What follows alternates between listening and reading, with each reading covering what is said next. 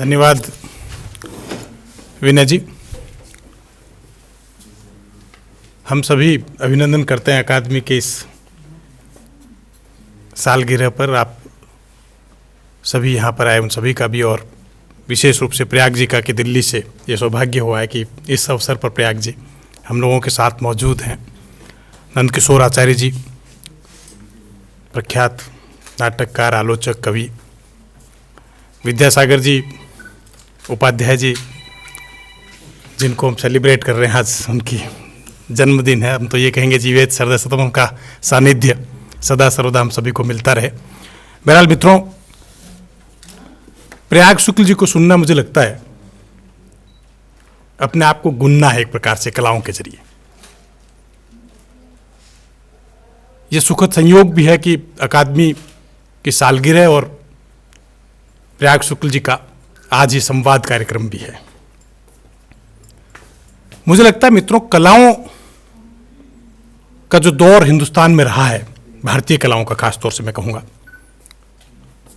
उनकी आलोचना और सूक्ष्म दृष्टि से विश्लेषण के साथ साथ कलाओं से अनुराग कराने के कार्य करने में जिन हिंदी लेखकों का बहुत बड़ा योगदान रहा है, मुझे लगता है उसमें प्रयाग जी अग्रणी स्थान पर है। और बहुत से हम जैसे कलाओं पे लिखने वाले जो लोग हैं, बचपन से प्रयाग जी को पढ़ते आ रहे हैं। और ये महज संयोग नहीं है कि प्रयाग जी 23 साल की उम्र थी प्रयाग जी की, तब हैदराबाद से निकलने वाली पत्रिका कल्पना जो है उससे प्रयाग जी का जुड़ाव हो गया था। और मुझे कई बार आश्चर्य होता है कि प्रयाग जी एक समय में कई समयों को जीते हैं एक प्रकार से।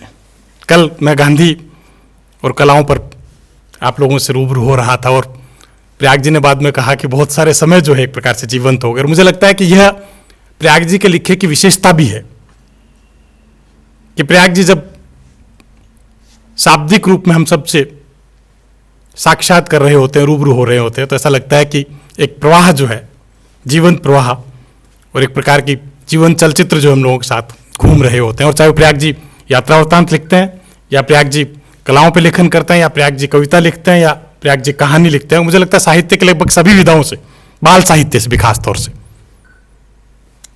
प्रयाग जी के गहरे सरोकार है। और 8 दशक की जो प्रयाग जी की जीवन यात्रा है, मैं कई बार रश्क भी करता हूँ प्रयाग जी से कि वो प्रयाग जी ने इतना तो घुमक्कड़ी की इतनी यात्राएं प्रयाग जी ने की है, और इतने कलाकारों का सानिध्य जो प्रयाग जी को मिला है। क्योंकि जब कभी प्रयाग जी को सुनते हैं तो बहुत से स्त्रों पर हुसैन हम लोगों के बीच जीवंत हो उठते हैं।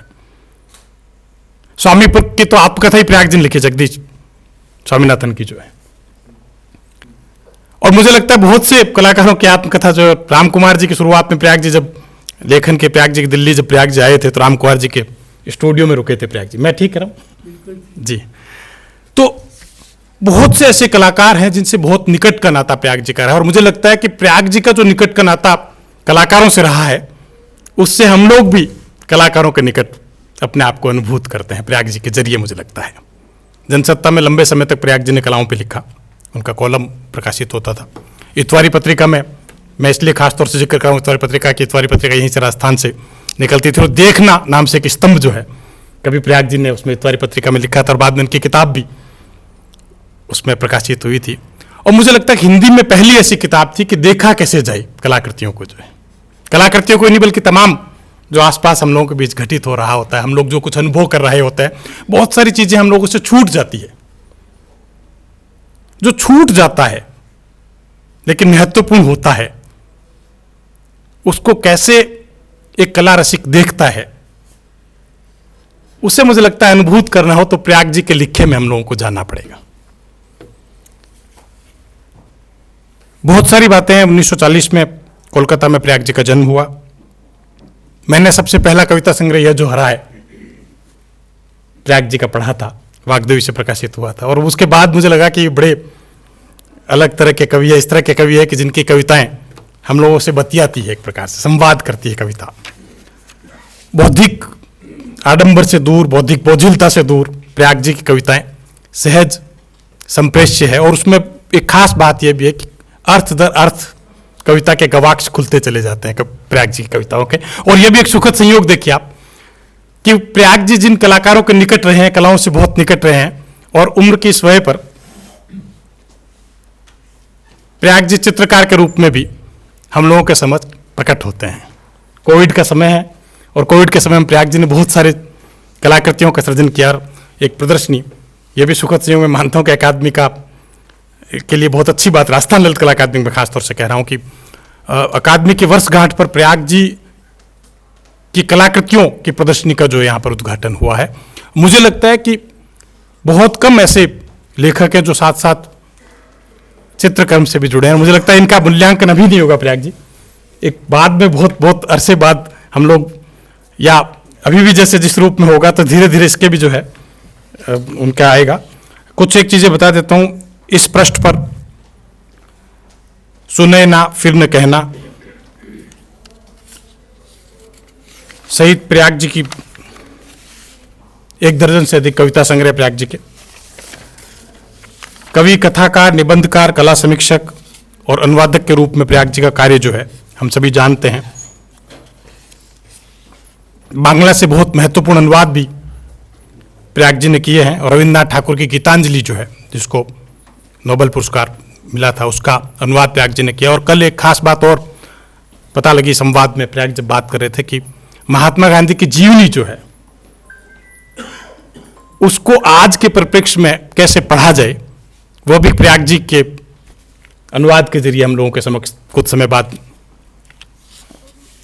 सामने आएगी। हमारे बंकिम चंद्र के प्रतिनिधि निबंधों के अनुवाद पर साहित्य अकादमी का अनुवाद पुरस्कार प्रयाग जी को मिला है। कविता संभव ये एक दिन है, रात का पेड़, अधूरी चीजें तमाम, यह लिखता हूँ, बीते कितने बरस, यहाँ कहाँ थी छाया इस पृष्ठ पर। इसके अलावा कहानी संग्रह, अकेली आकृतियाँ, इसके बाद वह अंतर्देशीय छायाएं और अन्य कहानियाँ तथा एल्बम, चुनी हुई कहानियाँ, उपन्यास, गठरी, आज और कल, लौट कर आने वाले दिन।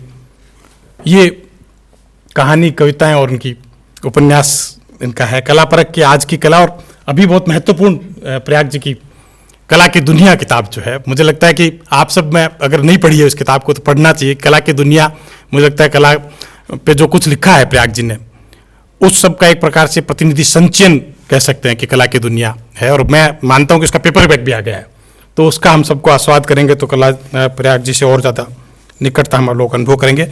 और एक महत्वपूर्ण बात और आप लोगों को साझा करना चाहता हूँ कि समकालीन कला जो ललित कला अकादमी की पत्रिका है, मुझे भी संपादन का अवसर मिला, लेकिन उसके संस्थापक शुरुआत में जो अतिथि संपादन का कार्य किसी ने किया तो प्रयाग जी ने किया था। शुरुआत के जो अंक है उसका 2 अंक, शुरुआत के 2 अंक है, वो प्रयाग जी ने उनका संपादन किया था। बहुत सारी बातें जो है प्रयाग जी के इसके बारे में कहूँगा तो मुझे लगता है कि यात्रा वृत्तांत प्रयाग जी ने लिखे हैं, और बहुत खूबसूरत यात्रा वृत्तांत। यूँ लगता है कि हम लोग खुद प्रयाग जी के लिखे के साथ यात्रा कर रहे हैं। इस तरह के यात्रा वृत्तांत जो है प्रयाग जी ने लिखे हैं। दिनमान, नवभारत टाइम्स के संपादकीय टीम के प्रयाग जी सदस्य रहे हैं। रंग, प्रसंग और संगना, इनका खास तौर से मैं जिक्र करना चाहूँगा। मुझे लगता है कि कलाओं की पत्रिका में तमाम विषयों का समावेश कलाओं के अंतर संबंधों के जरिए किसी ने किया है, मुझे लगता है तो प्रयाग जी ने किया है।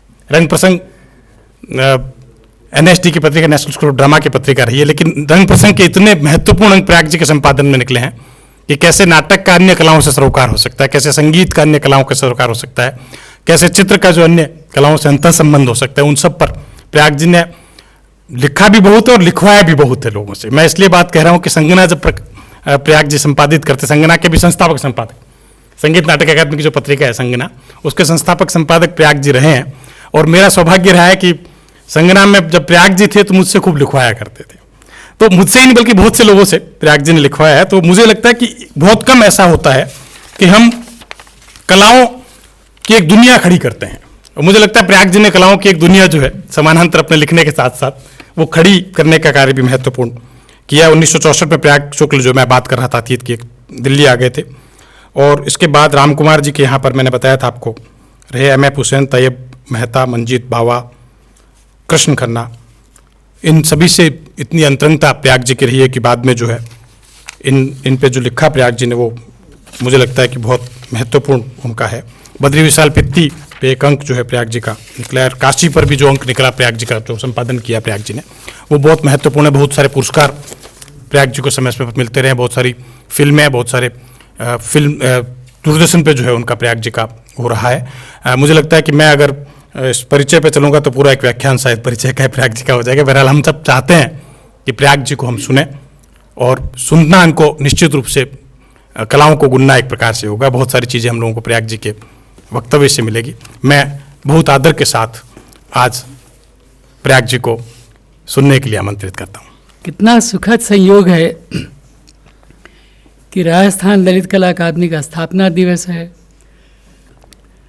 हमको हमारे पुरखे ही कहूँगा, उन्होंने इतना वो काम कर गए हैं कि हमको विनम्र बनाने का पर्याप्त अवसर दे गए कि कितना भी कम करो, कितना भी काम करोगे, अब कहाँ से शुरू करें। भारतेंदु, फिर पूरा छायावाद युग, उन लोगों को देखिए, फिर अज्ञे जिनके साथ मेरा भाग्य की जीवन एक तरह से शुरू किया, काम उनके साथ किया, प्रेमचंद जी। पर ये सोचकर कभी कभी अच्छा भी लगता है, और उसको भी मैं जो अंग्रेजी में कहते हैं ना, आई फील ब्लेस्ड, तो आई रियली फील ब्लेस्ड कि इतनी कलाओं के इतने लोगों से। और आजकल कभी कभी विनोद में कहने लगा हूँ कि क्या मेरी उम्र 1000 साल है, कि जिसे अब हमारे विनय को ही देखे, याद करता हूँ तो पता नहीं हमारी कहाँ कहाँ भेंट हुई, कितनी बार इनके घर गए। एक नाम ले लिया, जयपुर के हमारे कलाकार मित्र, भोपाल के, बम्बई के, कलकत्ता के, और उसमें से कलाकार ही शामिल नहीं है। राजेश जी ने बिल्कुल ठीक कहा, और उसका मैं बहुत बड़ा भाग्य अपना मानता हूँ कि पत्रिकाएं निकाली और देश भर में घूमने का, देश विदेश में अवसर मिला। अगर मैं अब 82 साल का हूँ तो कह सकता हूँ कि 40 साल घर में गुजारे हैं और 40 साल बाहर। अभी भी निकल पड़ रहा हूँ, तो ये फिर मेरा भाग्य है। और नए लोग मिलते हैं, युवा लोग मिलते हैं, और एक से एक लोग मिलते हैं,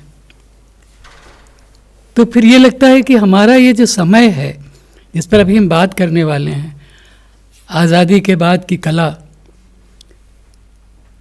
आज़ादी से लेकर आज तक का समय, तो बहुत बड़ा विषय है। और मैं आपको सच बताऊं कि ये सोचना मेरे जैसे व्यक्ति के लिए भी थोड़ा कठिन है कि हम कहाँ से शुरू करें, किस कोण से बात को उठाएं, कि वो हमारा संवाद जो है वो कुछ अच्छा हो, सार्थक हो, हम सुंदर यादें लेकर जाएं। असल में पिछले 60 साल का अनुभव मेरा ये है, और इसीलिए कई लोग मुझसे पूछते हैं कि आप कैसे इतने लंबे समय तक चित्रकला, मूर्तिकला और बाकी कलाओं के साथ जुड़े रहे, उसमें क्या मिलता था आपको। तो फिर मेरा जवाब ये होता है कि ये बात एक बोध की तरह किसी संयोग से, किसी बहुत अच्छे संयोग से मन में बैठ गई थी कि जीवन, जो साधारण जीवन हम सभी जीते हैं, उसमें ज़्यादा फर्क सच पूछे तो नहीं होता। भोजन करना है, कुछ कपड़े पहनने हैं, एक हमको छत चाहिए, वो जैसी भी हो कि हम रात बिता सकें, कुछ ओढ़ने बिछाने को हो। इसके बाद की दुनिया क्या होती है? तो इसके बाद की दुनिया में आप जानते ही हो कि बहुत सारी चीज़ें हैं, राजनीति है, और हमारे जीवन स्वयं है। पर ये आप देखो, इसके बाद क्या बचता है? ये जो हम कर चुकते हैं कि हमने कुछ धन कमाया, हमने अपने लिए कोई व्यवस्था की, कुछ लोग उसको संघर्ष का भी नाम देते हैं कि हमने संघर्ष करके कुछ प्राप्त किया, और फिर हमारा जीवन चल रहा है। इसके बाद का बहुत सिंपल साधारण सी बात है और ये बहुत गहरे बैठ गई है कि इसके बाद का फिर जो है, जो संसार है वो और कहीं नहीं मिलता। विज्ञान भी है, दर्शन शास्त्र है, बहुत सारी विधाएं हैं, बहुत सारे विषय हैं, वो भी बहुत कुछ देते हैं और उनसे भी कलाएं जुड़ी हुई हैं, वहाँ से भी बहुत कुछ मिलता है कलाओं को। लेकिन अंत में तो कला और कलाएं। कल बहुत सुंदर तरीके से राजेश जी जब बोल रहे थे तो मैंने भी जब थोड़ा सा वक्त कहने का अवसर मुझे मिला, जो कल लोग नहीं थे यहाँ उस समय सभागार में, उनके लिए कहता हूँ कि 2 बातें निकली थी उस वक्तव्य से। तो ऐसे कई बातें निकली, पर ये निकला कि एक तो कला का मूल तत्व है, जो गांधी के प्रसंग से हम लोगों ने चर्चा की कि वो तो गांधी में बसा हुआ था, बिना उसके गांधी बन नहीं सकते थे, कोई आदमी बन नहीं सकता अगर कलाओं का मूल तत्व उसके भीतर नहीं है। बड़ा संसार दिखाने वाला, रचने वाला, सृष्टि में से हमारा संबंध क्या है, इसको बताने वाला और कोई जरिया नहीं है। तो फिर से दोहराता हूँ कि आई फील ब्लेस्ड। और अभी ये बात निकली और आजकल मैं भी याद करता रहता हूँ कि कितना मिला है। तो आज सुबह मैं राजेंद्र प्रसाद जी से कह रहा था कि जितने लोग युवा लोग आए उतना ही मुझे अच्छा लगेगा, और कुछ युवा लोगों को देखकर कुछ पंपा ले आई अपने छात्रों को, छात्र छात्राओं को, क्योंकि जो मिला है वो देना है। अब ये बड़ा कठिन है कि क्या मिला है वो उसको बताता रहा हूँ, ऐसा नहीं, कठिन भी नहीं है, लिखकर बताया है, बोलकर बताया है, अभी भी बता रहा हूँ। अब देखिए तो कला का जो संसार है, कला तो वैसे आप देखो तो एक शब्द है, वो लगभग अमूर्त है, वो तो प्रकट होता है, कला प्रकट होती है कलाकृतियों के माध्यम से, हर कला माध्यम। आप नाटक करते हो तो नाटक के कला तरह से प्रकट होता है। आप संगीत शब्द से तो नहीं लगता ना, आप जब कुछ करके दिखाते हो हम सुनते हैं अच्छा ये संगीत है, ये कुमार गंधर्व हैं, ये भीमसेन जोशी हैं, ये रविशंकर जी हैं, तमाम नए लोग हैं। नाटक है तो इब्राहिम अलकाजी हैं, हमारे शिवराम कारन जी थे, हमारे रतन याम हैं, हमारे बाबा कारन जी थे, आप नाम लेते चले जा सकते हो। तो ये जो संसार है और ये जो नाम है, यही तो हमको कला की दुनिया में ले जाते हैं। अभी तनवीर साहब थे, अलग अलग विधाओं में अलग अलग नाम याद आएंगे, यामिनी कृष्णमूर्ति जी हैं, या और भी लोग हैं, एक से एक। तो नृत्य की दुनिया में कितने लोग हैं। तो पर अभी आज़ादी के बाद की भारतीय कला, तो वो भी हमारे सामने कैसे उद्घाटित आती है। कुछ नाम आएंगे, कुछ काम आएंगे, तब हम वो चीज़ प्रकट होगी कि कला आज़ादी के बाद की है क्या और उसका क्या मूल्य है हमारे लिए, हमारे समाज के लिए, हमारे अपने लिए। पर उससे पहले 2-3 बातें।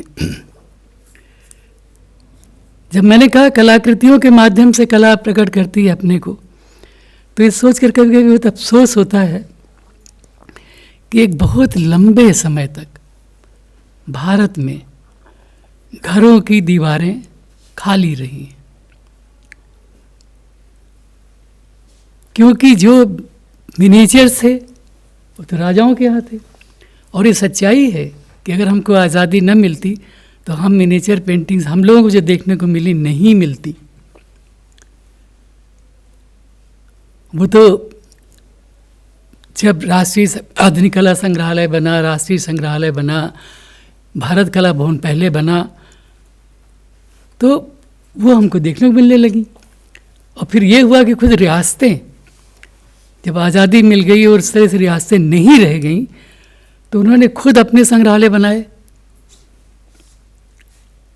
ये बात इसलिए कह रहा हूँ कि शुरुआत एक हिसाब से राजा रवि वर्मा को हम कहाँ रखते हैं, इस पर एक लंबी बहस हो चुकी है हमारे यहाँ। उस पर अभी जाने का समय नहीं है कि एक कलाकार के रूप में उनका क्या महत्व है।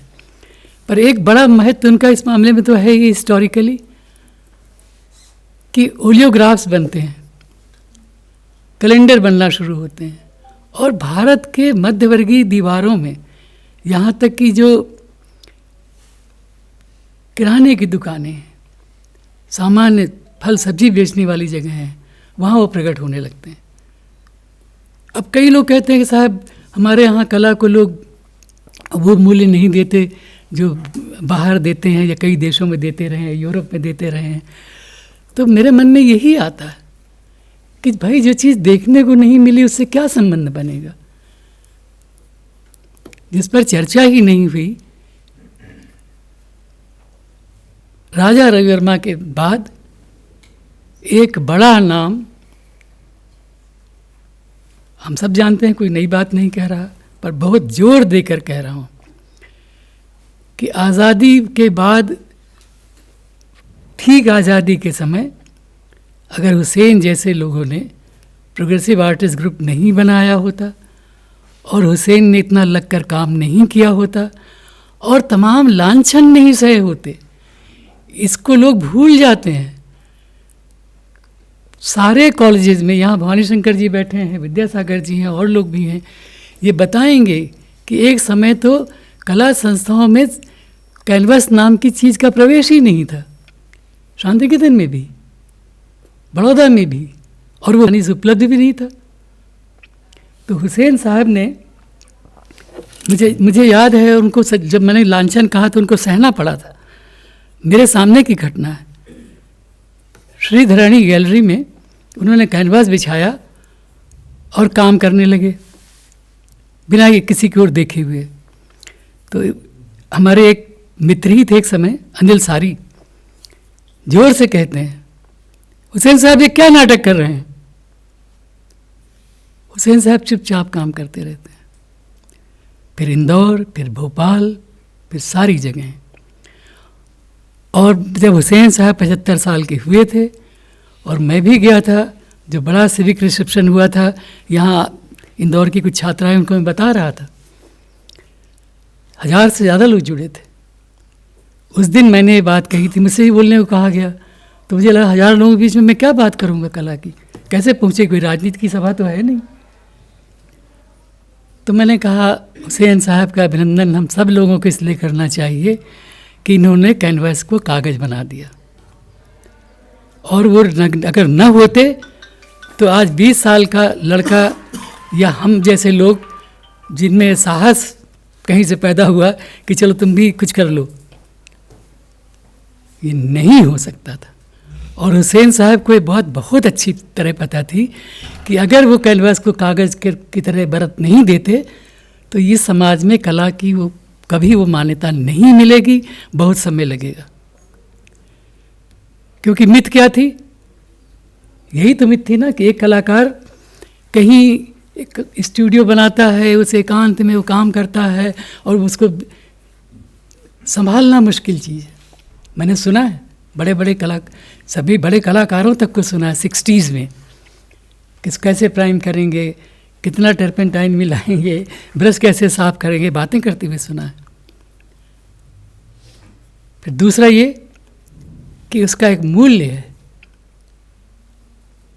ये भी हुसैन ने बताया कि भाई ऐसा नहीं है कि ये जो आप हमको आपने मान लिया कि एक कलाकार झोला लटकाता है और मुझको फटे हाल से रहता है। मुझे धनराज भगत जी ने बताया, मुझे बड़ा अचरज हुआ था, कॉलेज ऑफ आर्ट की बात मैं भी 70s की बता रहा हूँ, जहाँ से कई लोगों ने पढ़ाई की है, पंपा ने भी शायद की है। तो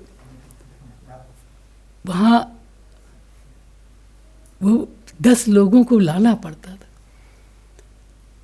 और आज सुबह राजेंद्र प्रसाद जी से बात हो रही थी तो मुझे बड़ा अचरज सा भी हुआ कि यूनिवर्सिटीज़ में पोस्ट ग्रेजुएट इसमें 60 लोग, उनकी संख्या ऐसी होती है। अब आप गिनो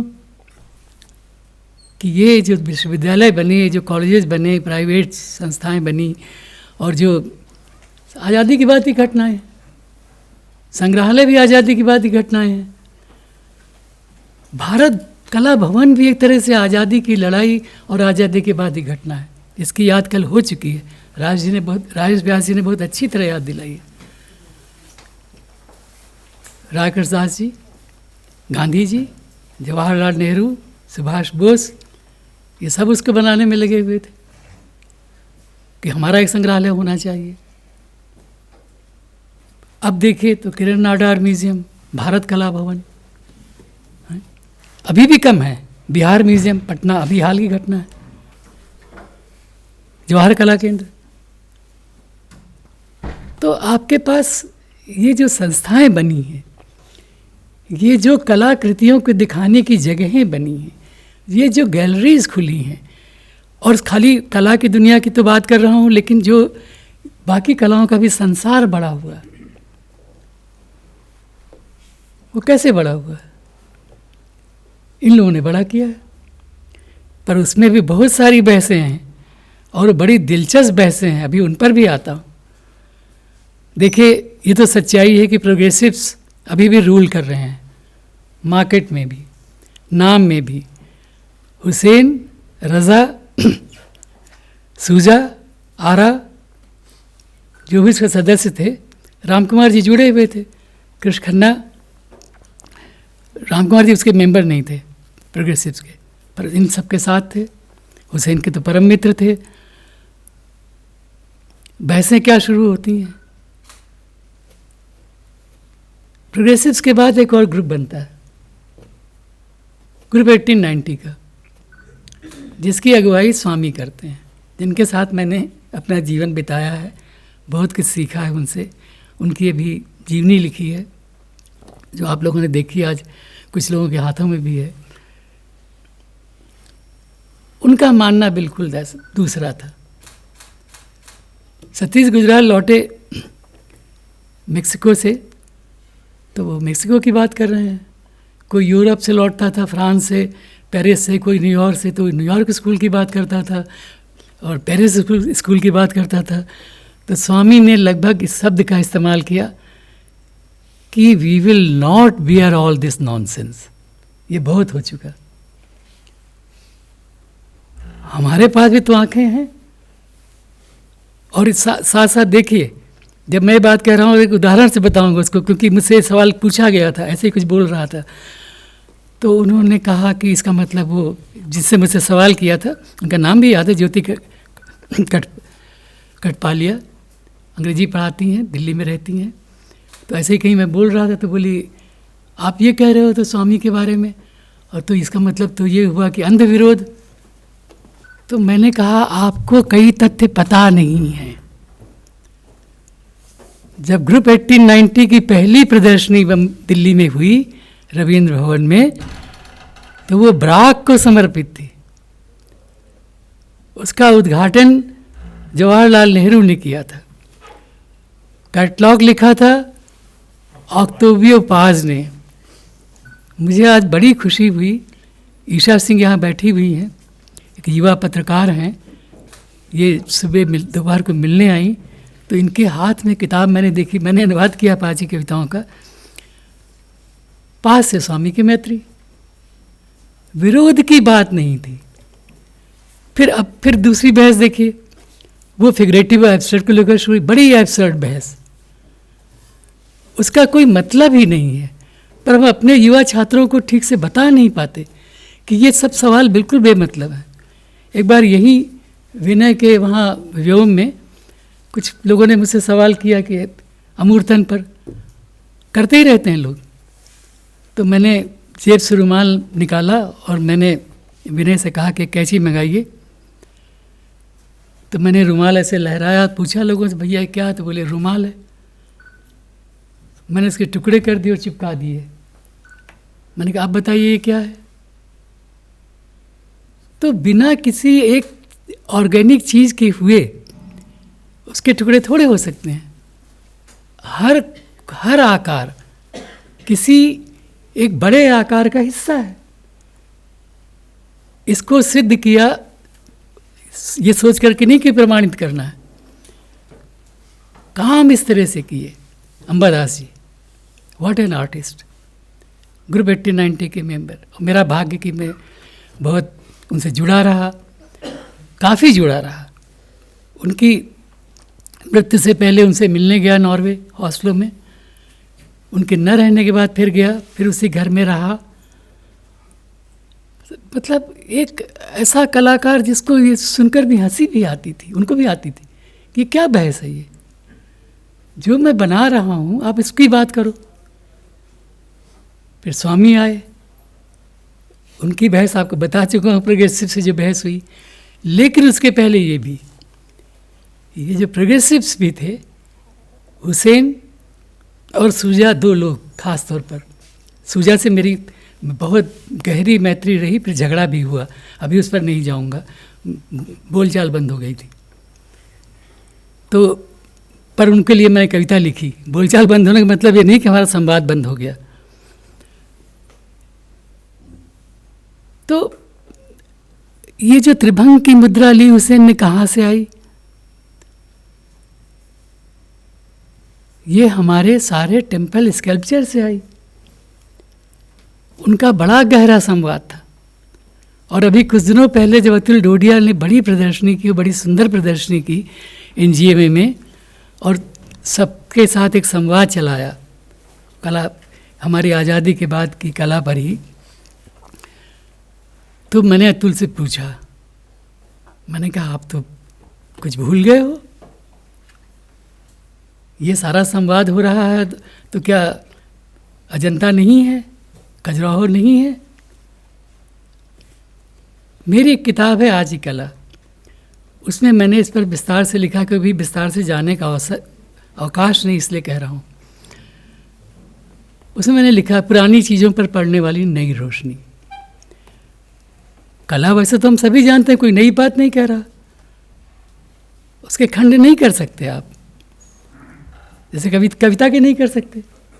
अब हम ये तो अपनी सुविधा के लिए कर लेते हैं ना, कि हम लोगों के बारे में, नंद किशोर जी के बारे में माना जाए कि भाई ये समकालीन हैं या आधुनिक हैं। पर कहाँ वाल्मीकि, कहाँ कालिदास, कहाँ तुलसीदास, सूरदास। तो मैं कहना ये चाहता हूँ कि जब आज़ादी के बाद की कला पर मैं सोचता हूँ तो इन सब चीज़ों का भी ध्यान रखता हूँ। 6 बार मैं अजंता एलोरा गया हूँ, और 10-12 बार तो खजुराहो भी गया हूँ। चोला ब्राउन्जेस देखने गया हूँ चेन्नई में, और वहाँ से ये याद है, कम से कम अपनी बात कह रहा हूँ, कितनी बार मेरे साथ ये हुआ है कि मैं अंदर मैंने प्रवेश किया है, बाहर निकल आया हूँ, फिर गया हूँ, मन ही नहीं भरता था, लगता था यहीं बैठ जाएं। और एक बार तो ये हुआ भी, बिहार म्यूज़ियम में पटना में, यक्षिणी के सामने आपको खड़ा रहना पड़ता है, क्योंकि वहाँ ऐसी कुछ व्यवस्था नहीं कि आप बैठ जाए। अब तो फिर भी थोड़ी बहुत होने लगी है संग्रहालयों में, हाँ। तो वहाँ, लेकिन अब इतनी देर तक मैं खड़ा नहीं रह सकता। तो जो वहाँ उसकी देख रेख करने वाला व्यक्ति एक तैनात था, तो रक्षक सा उसकी आसपास रहने वाला कोई प्यून, मैंने कहा भैया आप थोड़ी देर के लिए स्टूल दे दोगे? तो बोला हाँ बैठिए। मैंने कहा आधा घंटा, ज़्यादा नहीं, तुमको फिर तुम खड़े रहोगे। तो उसको बड़ा अचरज हुआ, बोला साहब इसमें क्या है, तो लोग आते हैं देखकर चले जाते हैं। मैंने कहा बहुत अच्छा करते हैं, लेकिन मुझे अगर, मैंने उससे कहा, हंसकर कहा, वो भी हंसने लगा। मैंने कहा पर अगर मुझे तुम्हारी नौकरी मिल जाए तो वो नौकरी करने को मैं तैयार हूँ, इसके सामने जीवन भर बैठे रहने को, पर वो कर नहीं सकता। पर मन में इच्छा ऐसी जागती है कि मैं यक्षिणी के सामने बैठा रहूँ। अब चूँकि युवा छात्र हैं, इसलिए दूसरी एक बात अभी साझा करना चाहता हूँ कि जो कला में मतलब ढूंढने का है, अमूर्त और मूर्त की बात तो कर चुका, वो भी इतना बेमतलब है। उसका कोई मतलब होता, एक मतलब होता तो विद्यासागर जी लिखकर बता देते कि भैया मैं बनाना चाहता था, बना या नहीं बना। वो बनाते क्यों? तो जब बनाने वाले को नहीं पता कि इसकी केमिस्ट्री क्या है, पूरी बात नहीं पता, ऐसा नहीं उसको नहीं पता, नहीं तो बनती कैसे वो कलाकृति। पर जो रास्ते में घटित हुआ, जिसके बारे में स्वामीनाथन कहते थे कि मैं काम करने बैठता हूँ तो शुरुआत हो जाती है किसी तरह से, फिर मैं कहता हूँ कि आह्वान, वो कहते थे जैसे अब यज्ञ करते हो आप कि अब जिसको आना हो आ जाओ, और वो अगर आना नहीं होता कि जिसको आना हो जाओ तो कलाकृति निखरती नहीं है। और ये बात भी देखिए कि कोई कलाकृति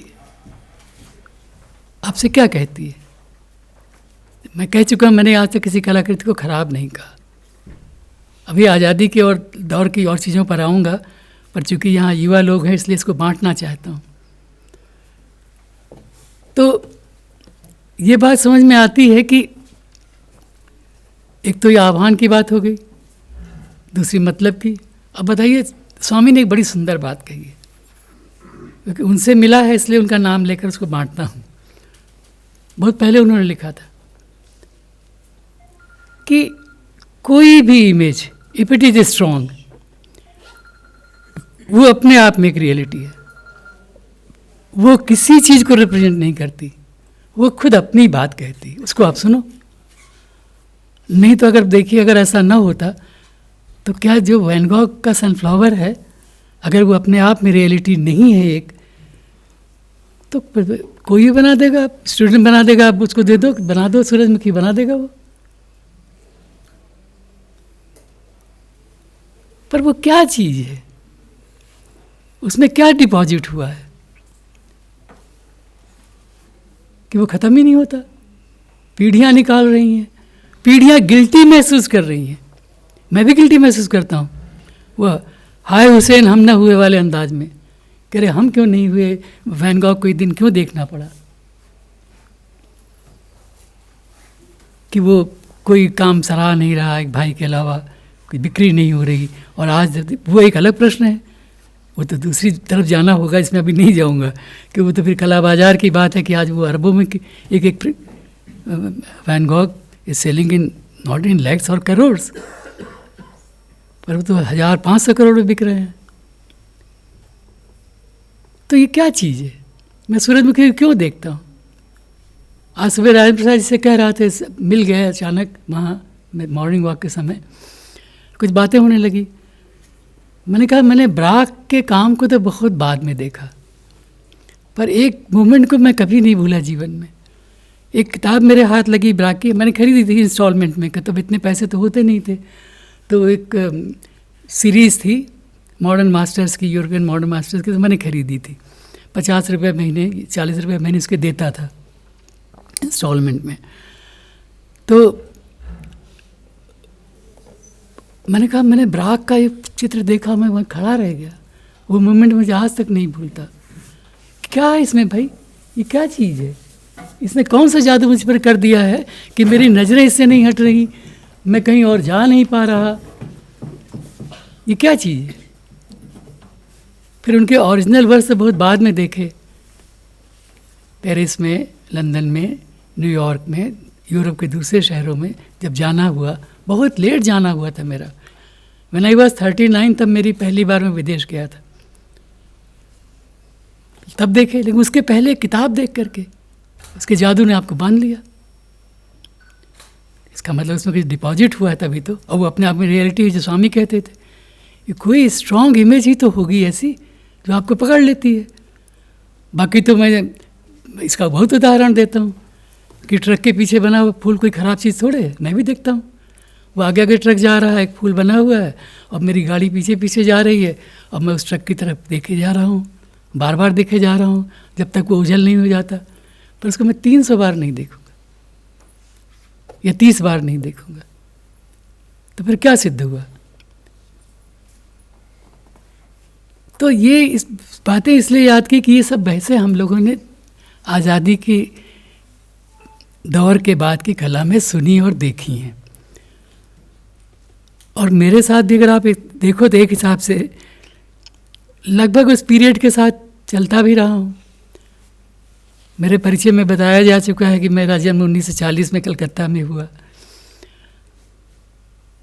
तो आप सोच लो कि कोई इसके एक 15-20 साल बाद या 15 साल बाद मैं इस परिदृश्य से जुड़ता हूँ कलाओं के,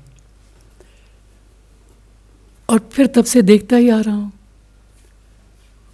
तो उसमें जो बहसें हुई उनका मैंने थोड़ा सा जिक्र किया, उसमें जो बड़े कंट्रीब्यूशन हुए अब उनकी कुछ बात कर लेता हूँ कि कहाँ कहाँ हमारी आंखें खुली। हुसैन साहब की बात कर चुका हूँ।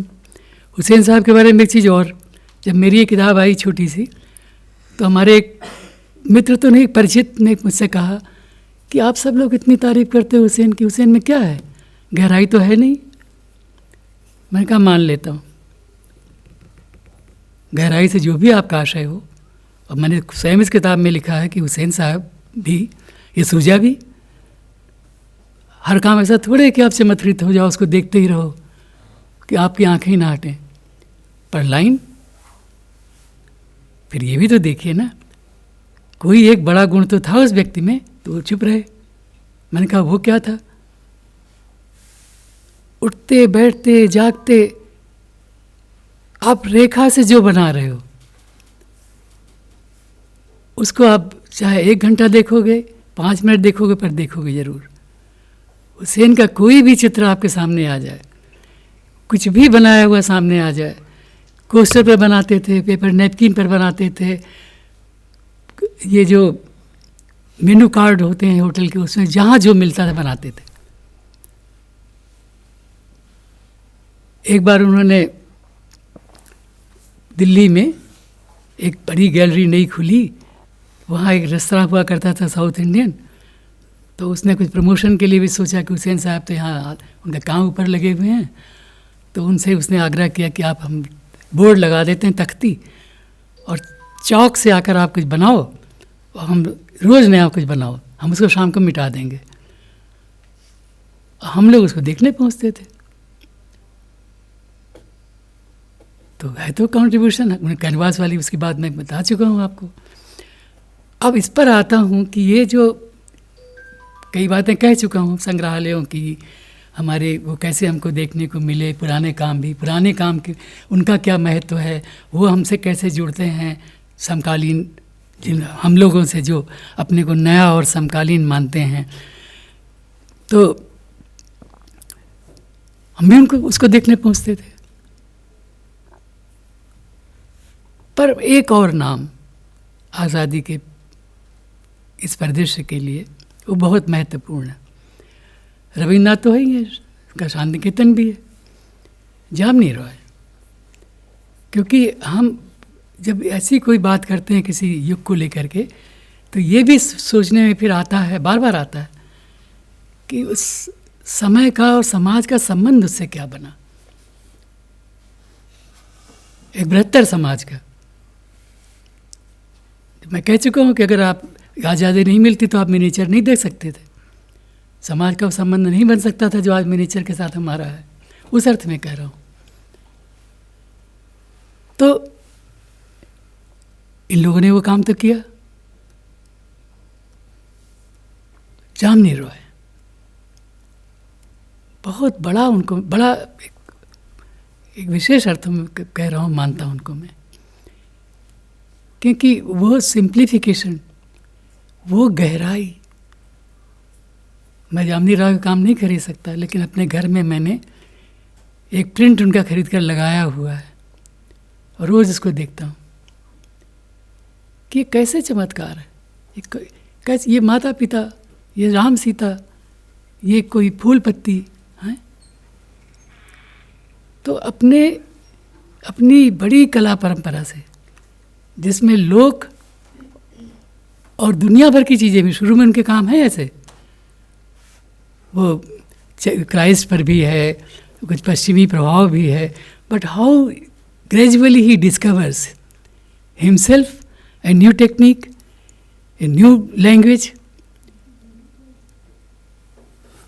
तो अब आप देखो तो वो क्या क्या उन्होंने हमको लौटा दिया। फिर लोक कला उससे भी जुड़ी हुई वो, इस नाते वो बहुत महत्वपूर्ण है कि आधुनिक पश्चिम प्रेरित किसी हद तक, और नंद बाबू और विनोद बाबू को तो सभी जानते हैं, उनका बड़ा कंट्रीब्यूशन। फिर एक दूसरी, तो ये जो अटूट चीज़ों को एक अटूट इसमें देखने वाले लोग हुए, इन्होंने आज़ादी के परिदृश्य को बहुत अर्थवान बना। इसीलिए उनकी बातें हम बार बार करते हैं, मैं भी करता हूँ, बहुत लोग करते हैं। अब स्वामी का कंट्रीब्यूशन देखिए, जब भारत भवन बन रहा था तो मैं भी उसके आर्ट एडवाइजरी कमेटी में था, मीटिंग्स होती थी। फिर जब काम इकट्ठा करने शुरू हुए तो स्वामी ने मुझसे भी कहा कि आप चलो मेरे साथ बस्तर। तब मैं दिनमान में काम करता था, मैंने कहा थोड़ी बहुत असुविधा तो होगी पर छुट्टी मिल जाएगी, मैं चलूँगा आपके साथ। तो 15 दिन उनके साथ घूमा, संयोग से हमारे साथ अकबर पदमसी भी थे, 1 सप्ताह रहे हमारे साथ। अब स्वामी ने क्या किया, लगभग अपने सारे मित्रों से झगड़ा किया कि भाई ये जो लोग आदिवासी कलाकार हैं इनको आप ऐसा क्यों दर्जा दे रहे हो, तुम्हारे भाई हैं, ये भी समकालीन है। आप कहते हो हम समकालीन हैं, हम कॉन्टेम्प्रेरी हैं, हम आधुनिक हैं, तो फिर ये क्या है। फिर देखिए कितनी बड़ी घटना घटती है उस सोच से। जनगण सिंह श्याम की प्रदर्शनी पॉम्पुदी सेंटर में होती है, ठीक उस समय जब अर्पिता सिंह की प्रदर्शनी हो रही होती। उससे भी आगे बढ़िए तो मेरा ये पक्का मानना है कि अगर तैयब मेहता शांति निकेतन नहीं जाते और वो संथालों से नहीं मिलते तो फिर जो तैयब मेहता हमको मिले, और कितने सुंदर तैयब मेहता हमको मिले, आज तो दुनिया भी मानती है, वो नहीं मिलते। क्योंकि वहाँ जाकर उनको किसी दूसरी दृष्टि मिली, जिस पर हम लोगों के मित्र रामचंद्र गांधी ने पूरी किताब लिखी, स्वराज नाम से। ऐसे कितने उदाहरण हैं। तो मैं यहाँ युवा छात्रों से यही कहूँगा कि भाई इसमें मत पड़िएगा। ये जो एक लंबी अटूट परंपरा है और फिर हम समकालीन, ये सब बिल्कुल अविच्छिन्न है। और स्वयं आधुनिक काल में जो बहसें हुई हैं वो सब उससे जुड़ती हैं। बाकी इतिहास में नहीं जाऊंगा क्योंकि इसका अवसर भी नहीं है, समय भी शायद हो रहा है। तो बाकी तो फिर संस्थाएं हैं, ग्रुप्स हैं आर्टिस्ट के, और निन्ना ठाकुर हैं, बहुत सारे लोग हैं। पूरा शांति निकेतन ही है, फिर पूरा बड़ौदा स्कूल है, फिर और जिन चीज़ों को हम जानते हैं। फिर धीरे धीरे पर एक बात कह कर मैं समाप्त करूँगा कि इसी आज़ादी के बाद की कला के दौर में एक बहुत बड़ी घटना दुनिया भर में और हमारे यहाँ भी घटित होती है, जो अभी तक लगातार घटित हो रही है। वो मुझे बहुत प्रसन्न करती है। देखिए, एक बहुत लंबे अरसे तक हमारे यहाँ तो मिनीचर्स थी, उसकी भी एक बंदी बताई अपनी, उसकी एक अलग अलग हैं, मतलब बसोहली अलग है, मेवाड़ अलग है, पर कुछ चीज़ें उससे कॉमन हैं। उसके अपने नियम हैं, अपने उसके रंग हैं, अपनी उसकी विधियाँ हैं। फिर अचानक क्या होता है यूरोप में कि सेज़ा आते हैं और इतनी लंबी परंपरा रेनेसां की वो एकदम बदल जाती है। लोगों को लगता है अरे हम कहाँ थे। उसके बाद आप देखिए तो विधियों में फिर क्यूबिज्म की शुरुआत होती है, और वो कैसे निकलता है कि इन लोगों को लगता है, पिकासो और ब्राक को, कि भाई हमने सब तो बना लिया, चेयर हम बना सकते हैं, पर चेयर का जो निचला हिस्सा वो कैसे बनाएंगे। तो उनको सूझता है कि हम इसको तोड़ देंगे, हम सीढ़ियाँ बनाएंगे, नीचे वाला नहीं दिखा पा रहे तो हम पूरा तोड़ देंगे, हम ऐसा इंप्रेशन डालेंगे कि भाई ये भी आप इसमें देख रहे हो। उससे एक कदम और आगे, जो सुविधा केवल थिएटर को प्राप्त थी कि दुनिया की कोई भी चीज़ आप लगकर, पहले भी थी और आज भी है, उसमें आप मंच पर पत्ता ले आओ, टेबल पर उसमें आप कोई नकली चीज़ रख दो, असली चीज़ रख दो, फूल रख दो, anything in the universe, any object is accepted. फिर ये सुविधा मिलती है कला की दुनिया को बहुत बाद में, बहुत लेट। फिर इंस्टॉलेशंस आते हैं, फिर ये होता है कि यूरोप पश्चिम में भी और हमारे यहाँ आज तक हो रहा है। फिर ये होता है कि आप जो चाहो बरत लो, आप कैनवास पर पत्ता चिपका दो सूखा, स्वीकार्य है अगर इमेज स्ट्रांग है। तो ये तो बहुत बड़ी सुविधा है कि एक कला माध्यम, स्कल्पचर को भी नहीं थी पहले, आप याद करो बहुत दिनों तक नहीं थी। आज़ादी के बाद की कला में शुरू में कौन लोग हैं, थोड़े से स्कल्पचर्स हैं, और वो भी मतलब पत्थर या लकड़ी में काम कर रहे हैं। जो बड़े नाम थे तो यही थे ना, राम किंकर थे और हमारे धनराज भगत थे, ऐसे, और आप कुछ और नाम ले सकते हो। तो फिर ये कहाँ से हुआ कि जो चाहो बरत लो, पिन ले आओ, ईंट ले आओ। हमारे मदन लाल बनारस के, इन्होंने क्या किया था, पहली प्रदर्शनी मैंने देखी तो ईंटों को तराश कर बनाई गई प्रदर्शनी थी, सुंदर, कुछ नहीं था, ईंटें, कहीं से पैसा नहीं था, सामग्री कहाँ से आए, तो उन्होंने किसी से ईंटें मांग ली, भैया ईंटें दे दो। उस प्रदर्शनी को मैं आज तक नहीं भूला हूँ, त्रिवेणी में लगी थी प्रदर्शनी, कि इस मटेरियल में भी आप ये कर सकते हो। और अब तो आप देखो कोई अंत ही नहीं है, जो चाहो बरत लो। तो आज़ादी के बाद के परिदृश्य में जो जो चीज़ें मेरे ध्यान में आईं उनका साझा आपसे किया, और कोशिश की कि जो हमारी मुख्य बहसें थी, जो उसमें से निकला, जो आपसी उसमें भी निकला, जो और चीज़ें हैं वो इसमें सामने आए।